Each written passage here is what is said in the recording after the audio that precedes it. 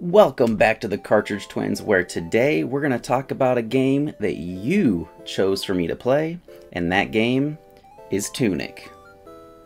Alright, first up, what's Tunic all about? Well, it's an action-adventure game that gets compared a lot to the old-school Zelda titles, such as Link's Awakening.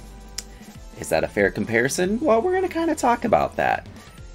Tunic follows the journey of a tiny fox in a big, mysterious world. The first thing that strikes you about Tunic on the Switch is its nostalgic art style. There are vibrant colors, there's charming pixel art that really brings the world to life, so whether you're exploring lush forests or dark dungeons, this game visually is solid, and it does take you back to the good old days of top-down Zelda adventures. Gameplay-wise, Tunic offers a delightful blend of exploration and challenging combat, and when I say challenging, I do mean challenging. So as the fox protagonist, you'll uncover secrets, solve puzzles, and you're gonna battle some fearsome foes.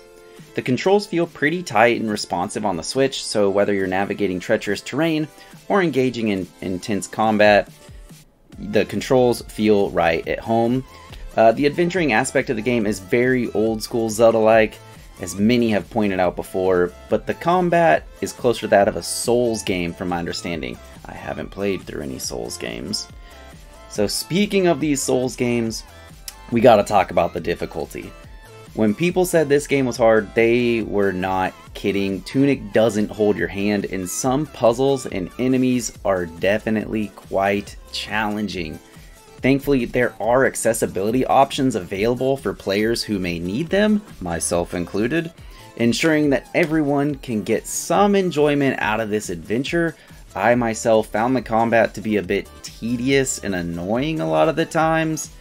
The cryptic nature of the game didn't help things in my book as well, so while some may appreciate those aspects of the game, it definitely wasn't for me.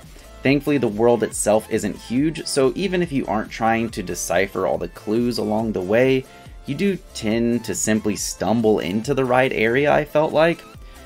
But be careful with the stumbling, because if you accidentally stumble into a boss battle, you might as well set your controller down and go out for a walk, because you are going to get wrecked. Well, or maybe I just need to get good, but either way, these bosses are painful. And a word of advice, do everything you can to not stumble into the final boss if you don't feel like doing some backtracking. Go for the good ending. If you don't know how, my suggestion is just look up a walkthrough on YouTube, because if you die in that first final boss battle, well, you definitely have some more gameplay to do.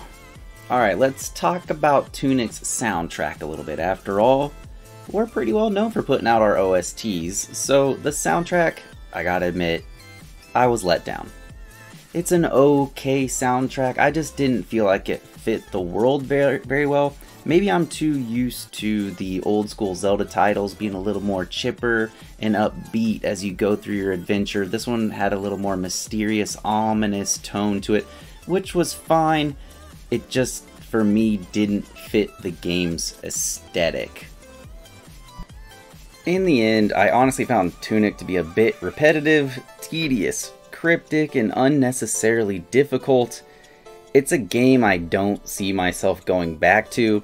Having said that, if I ever do get the urge to go back through, I'm definitely going to go for the good ending. So if you're a fan of an action-adventure game, or you're simply looking for a captivating experience, I think there are a lot better options out there. Like, just start up with an old-school Zelda title, or maybe even give 3D dot game Heroes a go if you can. The most fun I had with this one was once I killed all the enemies in an area, I was free to explore without having to attack, dash, over and over. This game, honestly, it is pretty brutal. So when other reviewers say it's hard, yeah, it's pretty hard. But you can always turn on God mode, which for those boss battles, I admit it, I did. But hey, if you enjoyed Tunic, let me know. Maybe I just need to get good. But in the end, you know, I was pretty hyped for this game, and I gotta admit, I was pretty disappointed. I just didn't really enjoy it. It felt a little bit more of a chore than something fun to play through. So, with all that being said though, remember, without video games, things do not seem to go as well.